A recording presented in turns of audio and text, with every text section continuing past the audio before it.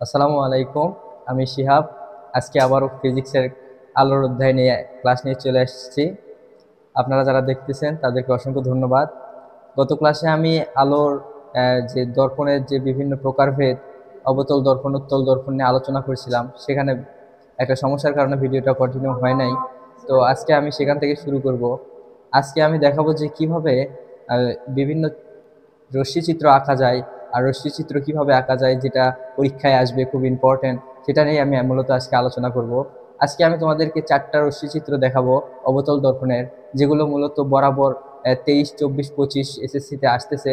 এই এই 4টি চিত্রের মাধ্যমে যদি 4টি চিত্র যদি প্রপারলি বুঝতে পারো, তাহলে অবশ্যই এই অধ্যায়ের কোনো সমস্যা থাকবে না চিত্র বিষয়ক। আর চিত্র অনেকেই মনে করে অনেক কঠিন বিষয়। আসলে যদি আলোর দিকটা বোঝা যায়, তাহলেই মূলত চিত্র অনেক ইজি হয়ে যাবে। আজকে আমরা দেখব কিভাবে চিত্র আঁকা যায় অনেক সহজেই। তাহলে শুরু করতেছি।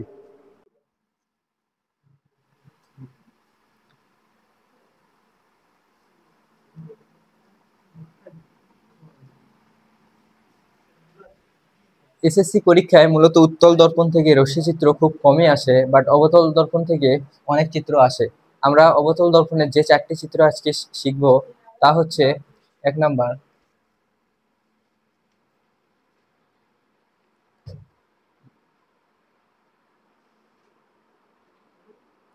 লক্ষ্যবস্তু যদি বক্রতার কেন্দ্র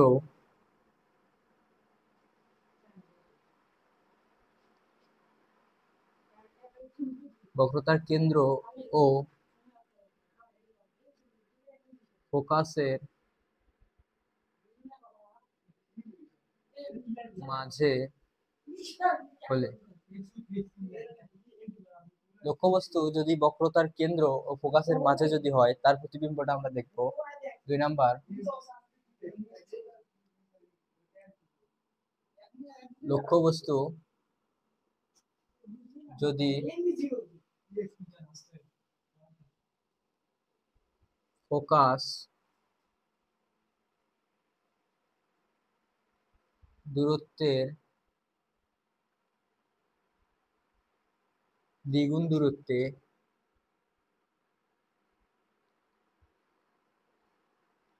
দ্বিগুণ দূরত্বে লক্ষ্যবস্তু যদি ফোকাস দূরত্বের দ্বিগুণ দূরত্বে হয়, তাহলে একটা দেখব। 3 নাম্বার দেখব, লক্ষ্যবস্তু লক্ষ্যবস্তু যদি মেরু ও ফোকাসের মাঝে মেরু ও ফোকাসের মাঝে হলে, এটা একটা দেখব। আরেকটা, লক্ষ্যবস্তু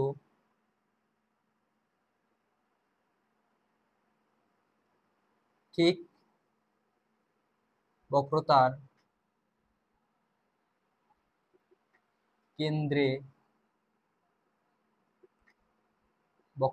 কেন্দ্রে হলে তার বিম্ব। এই চারটি জিনিস আজকে আমরা দেখব। সেটা হচ্ছে: 1 নাম্বার, যদি লক্ষ্যবস্তু বক্রতার কেন্দ্র ও ফোকাসের মাঝে হলে। 2 নাম্বার, লক্ষ্যবস্তু যদি ফোকাস দূরত্বের দ্বিগুণ দূরত্বে হয়। 3 নাম্বার, লক্ষ্যবস্তু যদি মেরু ও ফোকাসের মাঝে হলে।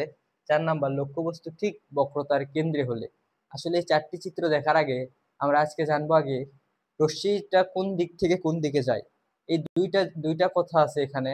রশ্মিটা কোন দিক থেকে কোন দিকে যায়, এটা যদি বুঝি, যে কোনো চিত্র অনেক সহজেই আঁকা যাবে।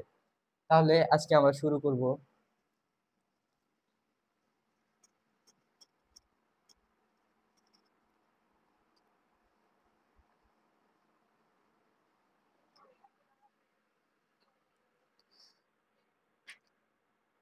তাহলে প্রথমে আগে দেখি যে রশ্মিটা কোথা থেকে কোথায় যায়। রশ্মি যাওয়ার একটা 1 নাম্বার, সেটা হচ্ছে আলোক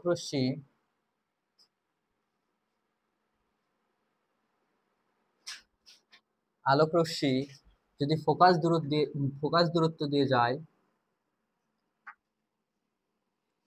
ফোকাস দূরত্ব দিয়ে আলোকরশ্মি ফোকাস দূরত্ব দিয়ে গেলে সেটা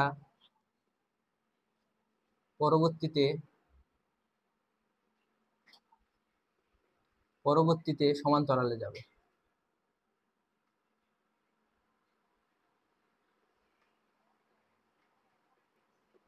আর যদি প্রথমেই সমান্তরালে যায়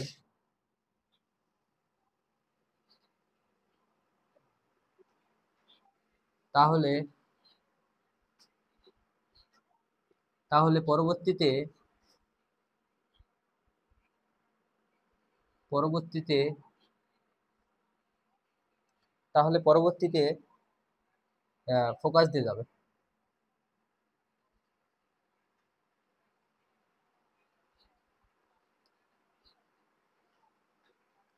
এই দুইটা কথা যদি মনে রাখো তাহলে অনেক ইজিলি তোমরা যে কোনো চিত্র আঁকতে পারবা।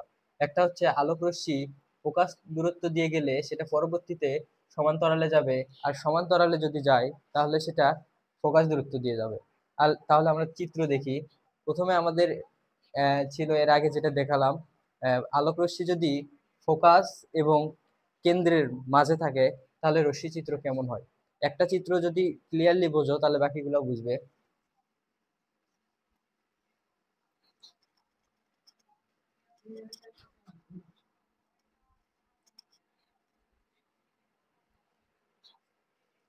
তাহলে প্রথমে আমরা দেখি আলোক রশ্মিটা যদি, এটা মনে করো একটা অবতল দর্পণ। অবতল দর্পণ অবতল দর্পণে এটা হচ্ছে মেরু পি, এটা হচ্ছে এম, এম ড্যাশ। তাহলে এখানে যদি আমরা ফোকাস বিন্দু ধরি, তাহলে এটা যদি কেন্দ্র ধরি, হ্যাঁ, এটা ফোকাস বিন্দু এফ আর এটা কেন্দ্র সি। এখন প্রথমে প্রশ্ন ছিল যে লক্ষ্যবস্তু যদি ফোকাস এবং কেন্দ্রের মাঝে থাকে তাহলে বিম্বটা কেমন হবে সেটা দেখব। ফোকাস, এটা হচ্ছে কেন্দ্র, তাহলে ফোকাস এবং কেন্দ্রের মাঝে যদি একটা লক্ষ্যবস্তু থাকে তাহলে আলোকরশ্মি প্রথমে সমান্তরালে যাবে, আসলে হাত দিয়ে আঁকা তো, তারপরে চলে যাবে হচ্ছে ফোকাস দিয়ে, আবার ফোকাস দিয়ে আসবে, তারপরে যাবে সমান্তরালে।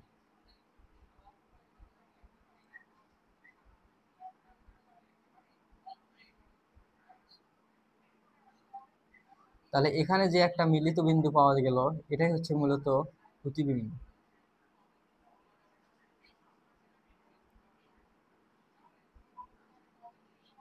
এটা এটা হচ্ছে এক্স ড্যাশ, এটা হচ্ছে ওয়াই ড্যাশ। তাহলে প্রতিবিম্বটা ঠিক দেখো কোথায় উৎপন্ন হলো, কেন্দ্রের বাহিরে। এখানে একটা গুরুত্বপূর্ণ জিনিস আছে, সেটা হচ্ছে যে কোনো লক্ষ্যবস্তু যদি কেন্দ্রের ভিতরে থাকে, অর্থাৎ কেন্দ্র থেকে মেরুর ভিতরে থাকে, তাহলে লক্ষ্যবস্তু সবসময় কেন্দ্রের বাইরে হবে। আর যদি লক্ষ্যবস্তুই কেন্দ্রের বাইরে হয়, মনে করো লক্ষ্যবস্তু এখানে না হয়ে এখানে হলো, তাহলে চিত্রটার প্রতিবিম্বটা ঠিক এই জায়গায় আসবে। সেটা আমরা পরবর্তীতে দেখব। তাহলে এখন আপাতত দেখো যে একটা লক্ষ্যবস্তু ফোকাস এবং কেন্দ্রের মাঝে হলে তার প্রতিবিম্বটা ঠিক কোথায় হয়, সেটা কেন্দ্রের বাহিরে। যদিও স্কেল দিয়ে আঁকা হয় না, এটা স্কেল দিয়ে আঁকা হলে একটা প্রপারলি হইতো, হাত দিয়ে আঁকা তো। আচ্ছা যাই হোক, তাহলে এক এক নাম্বার যেটা টাইপের গেল, তাহলে ফোকাস এবং কেন্দ্রের মাঝে হলে, অর্থাৎ ফোকাস এবং কেন্দ্র এর মাঝে, ফোকাস এবং কেন্দ্রের মাঝে হলে বিম্বের অবস্থান কিরকম হবে। বিম্বের অবস্থান হবে বিম্বের অবস্থান হবে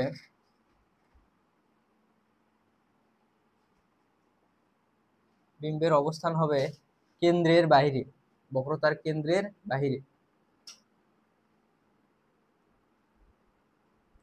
কেন্দ্রের বাহিরে। দুই নাম্বার বৈশিষ্ট্য হবে উল্টো। দেখো এই লক্ষ্যবস্তুটা কেমন ছিল, লক্ষ্যবস্তুটা এক্স এবং ওয়াই, সেটা উল্টো হয়ে গেছে। মাথাটা উপরে ছিল, এবার মাথাটা কোথায় আসছে, নিচে আসছে। তার মানে বলা যায় যে ফোকাস এবং কেন্দ্রের মাঝে হলে লক্ষ্যবস্তু হবে উল্টো।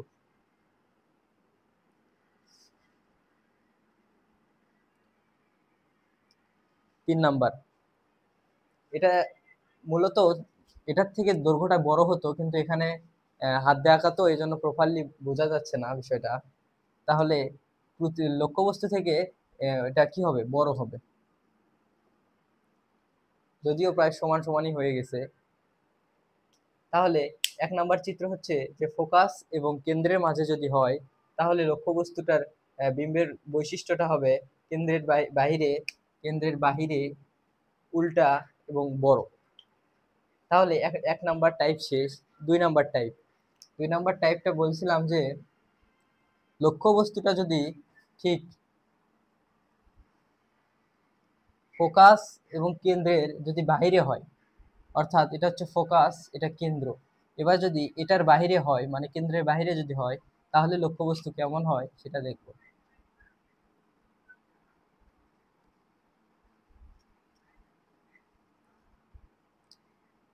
যেহেতু এটা অবতল দর্পণ, তাহলে এটাকে ধরলাম ফোকাস, এটাকে ধরলাম কেন্দ্র, আর লক্ষ্যবস্তুটা যদি বাহিরে নেই, মনে করেন এখানে একটা লক্ষ্যবস্তু,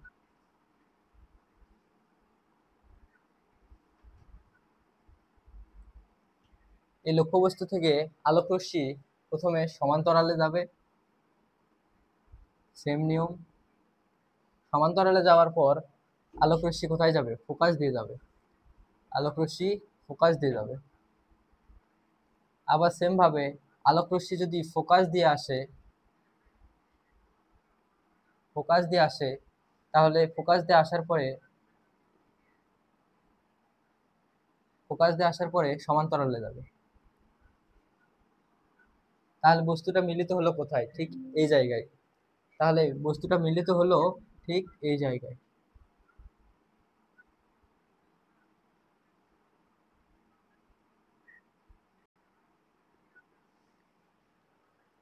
দেখো কেন্দ্রের বাইরে হলে বিম্বের অবস্থান হলো,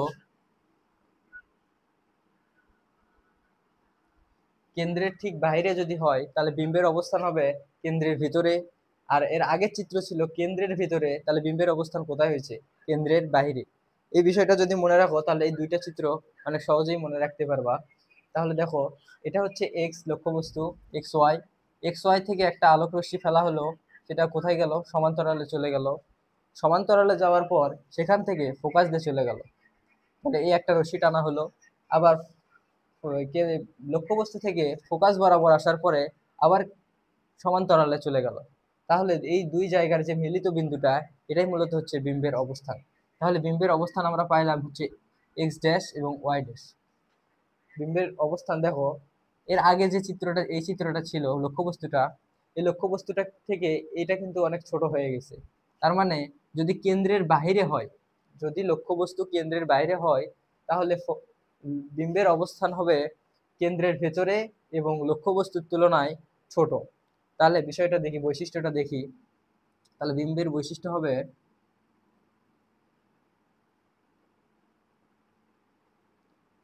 বৈশিষ্ট্য বিম্বের বৈশিষ্ট্য হবে হচ্ছে আহ, অবস্থানটা কোথায় হবে, অবস্থান হবে ফোকাস এবং কেন্দ্রের মাঝে।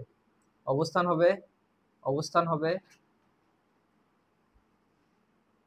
ফোকাস ও কেন্দ্রের মাঝে।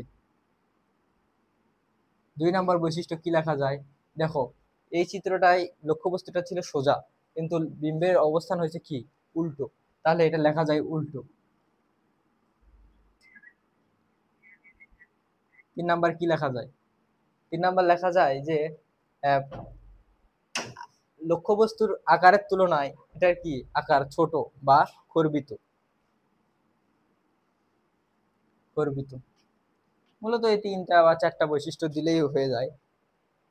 তাহলে অবস্থান, ফোকাস এবং কেন্দ্রের মাঝে বস্তুটি উল্টো, আর হচ্ছে বিম্বটি উল্টো আর হচ্ছে গর্বিত। তাহলে 2 নাম্বার টাইপের টাইপ টু, এটা হচ্ছে টাইপ টু।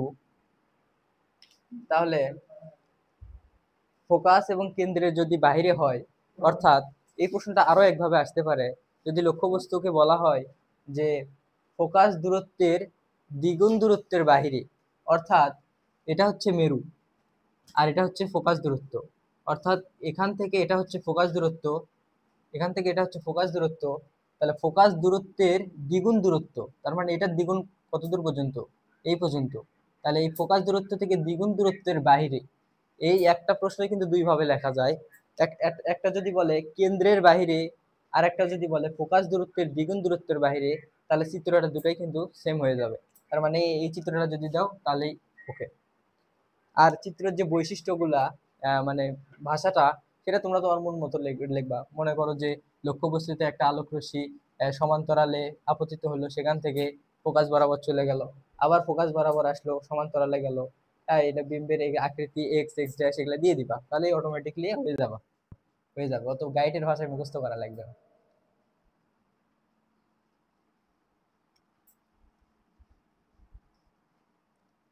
আর একটা চিত্র হচ্ছে, যদি লক্ষ্যবস্তু ঠিক বক্রতার কেন্দ্রে অবস্থান করে তাহলে কেমন হয় সেটাই এবার দেখি। লক্ষ্যবস্তু যদি ঠিক বক্রতার কেন্দ্রে অবস্থান করে, এটা হচ্ছে ফোকাস, এটা হচ্ছে কেন্দ্র, এটা হচ্ছে ফোকাস এফ, কেন্দ্র সি, আর এটা হচ্ছে মেরু। তাহলে লক্ষ্যবস্তুটা যদি ঠিক কেন্দ্রে বরাবর হয়, যদি কেন্দ্র বরাবর হয় তাহলে কেমন হয় চিত্রটা সেটাই এবার দেখবো। মনে করো এটা একটা লক্ষ্যবস্তু, এটা একটা লক্ষ্যবস্তু। তাহলে আমরা কি জানি আলোক রশ্মি কোথা থেকে কোথায় যাবে? প্রথমে যাবে সমান্তরালে, সমান্তরালে যাবে। আর একটা জিনিস, যে কোনো আলোক রশ্মির যে চিত্রগুলা, সব সময় তোমাদেরকে আগে একটা দিকটা আইডেন্টিফাই করে দিতে হবে, কারণ দিক যদি তুমি না দেখিয়ে দাও তাহলে পুরো চিত্রটাই ভুল হয়ে যাবে। এজন্য আলোক রশ্মিটা মনে রাখবা সব সময় দিকটা যেন সবার আগে দেওয়া হয়। তাহলে প্রথমে আলোক রশ্মিটা চলে গেল এই দিক থেকে এদিকে, তারপরে এখান থেকে কোথায় যাবে? ফোকাস বরাবর। কোথায় যাবে? ফোকাস বরাবর, ফোকাস বরাবর। তারপর আলোক রশ্মি আবার কোথায় যাবে? ফোকাস বরাবর যাওয়ার পর এখান থেকে যে দ্বিতীয় রশ্মিটা আসবে সেটা আবার ফোকাস দিয়ে আসবে, তারপর কোথায় যাবে? সমান্তরাল। তাহলে বস্তুটা মিলিত বিন্দুটা কোথায় পাওয়া গেল? ঠিক এই জায়গায়, ঠিক এই জায়গায়। যদিও হাত দিয়ে আঁকা চিত্রটা, এটা যদি এক্স হয় তাহলে এটা ওয়াই, এক্স ড্যাশ, সরি, এটা এক্স, এটা ওয়াই, তাহলে এটা হবে এক্স ড্যাশ আর এটা হচ্ছে ওয়াই ড্যাশ। তাহলে দেখো, বরাবর যদি কেন্দ্রে থাকে তাহলে চিত্রটা কোথায় হলো? বিম্বের অবস্থান হলো ঠিক কেন্দ্র বরাবর নিচে, এটার দৈর্ঘ্য যতটুকু এটার দৈর্ঘ্য ততটুকু। তাহলে একটা জিনিস দেখো, গত দুইটাতে দেখলাম যদি ফোকাস এবং কেন্দ্রের মাঝে থাকে, মানে এই জায়গাটায় ফোকাস এবং কেন্দ্রের মাঝে থাকলে তাহলে বিম্বের অবস্থান হচ্ছে এখানে। আবার যদি লক্ষ্যবস্তুটাই এটার বাইরে যদি থাকে, অর্থাৎ কেন্দ্রের বাইরে থাকে, এই জায়গার মধ্যে থাকে, তাহলে বিম্বটা হচ্ছে এখানে। সেম ভাবে যদি কেন্দ্রেই থাকে ফোকাস, মানে লক্ষ্যবস্তুটা, তাহলে কেন্দ্রেই ঠিক উল্টো ভাবে বিম্বটা গঠিত হবে। তাহলে দেখো এই জায়গায় বিম্বটার বৈশিষ্ট্য কি রাখা যায়? বিম্বের বৈশিষ্ট্য, বৈশিষ্ট্য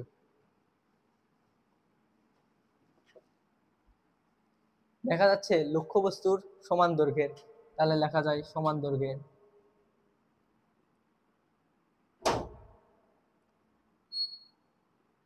সমান দৈর্ঘ্যের। দুই নাম্বার কি দেওয়া যায়? লক্ষ্যবস্তুর ঠিক দেখো নিচে আসছে, তার মানে কি উল্টা বা উল্টো।